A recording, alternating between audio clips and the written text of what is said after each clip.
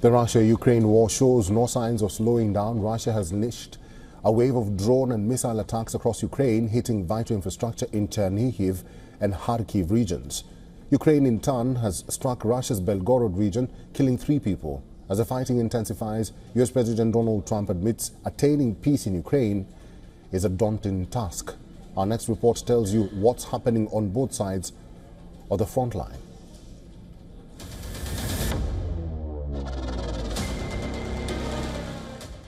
Russia unleashes its massive drone attack on Chernihiv region. A barrage of kamikaze drones pounded Ukraine's northern cities Nishin and Pryluki, leaving a trail of destruction.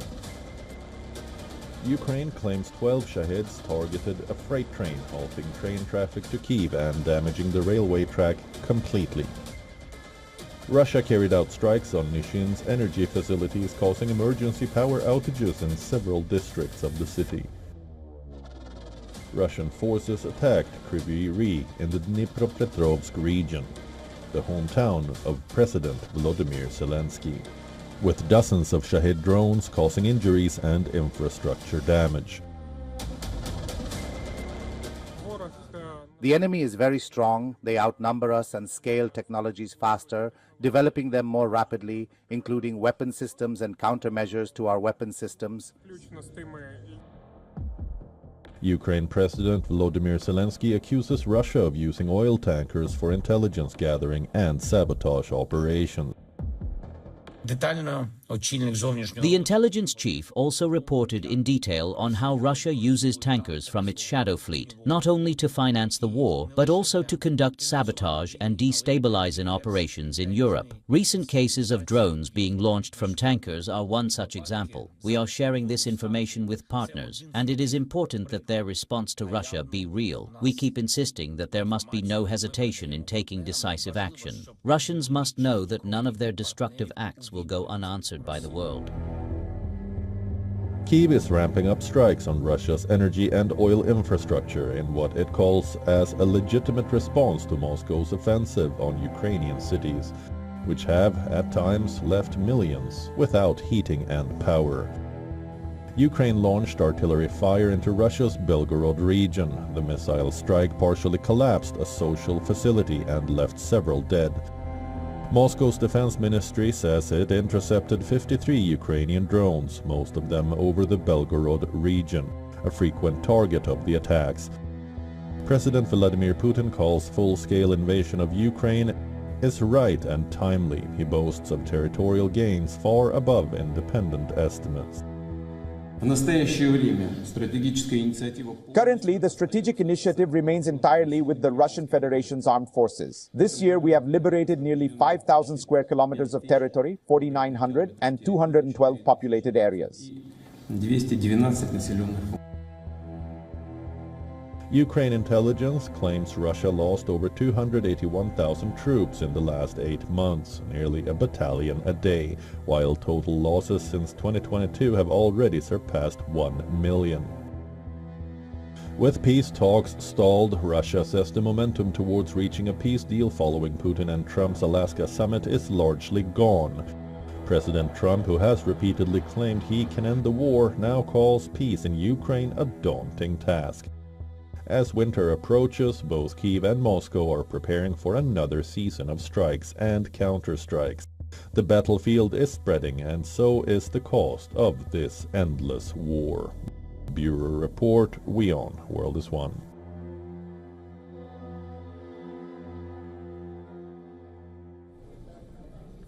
Mr. John Erath is a Senior Policy Director for the Center for Arms Control and Non-Proliferation, is now joining us live from Washington, D.C. Good to see you, Mr. Erath.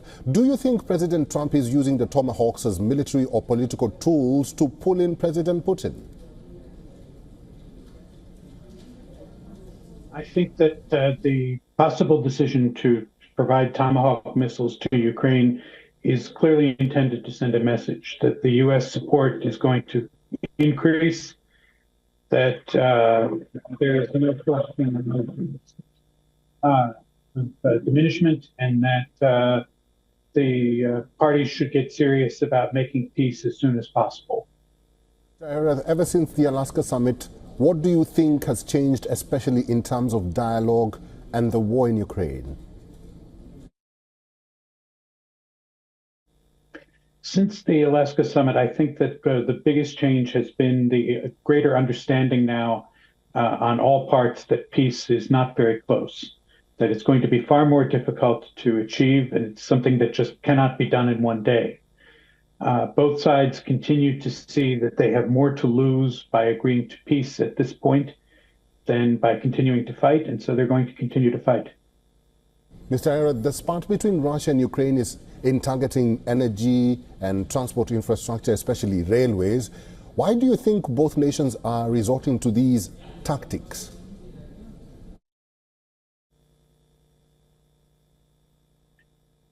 The eventual end of the war will be decided by which side's population decides that it's tired of fighting sooner. This is a way to send messages to the civilian populations that the war is affecting them, that it is making their quality of life significantly worse, and it's intended to bring about that situation where one side or the other decides that it has had enough and wants to stop fighting and puts pressure on the government to do so. There seems to be pressure on NATO's eastern flank. What do you think is happening here? Is Putin testing Europe, or as the Kremlin or other critics are saying, the bloc and these countries are paranoid?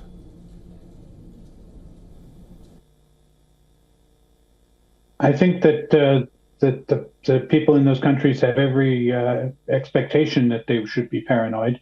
They are on the front lines of a major conflict, and at several points the conflict has spilled over into their airspace and in some cases their territory. So they should be very concerned about this. But I think the incursions into NATO airspace are to send a message that the war could expand. This is something that nobody wants. And it's to get the people in those countries to put pressures on their government not to continue to support Ukraine. All right, Mr. John Arath, it's good to see you. We'll have to leave it there. Thank you for talking to us today.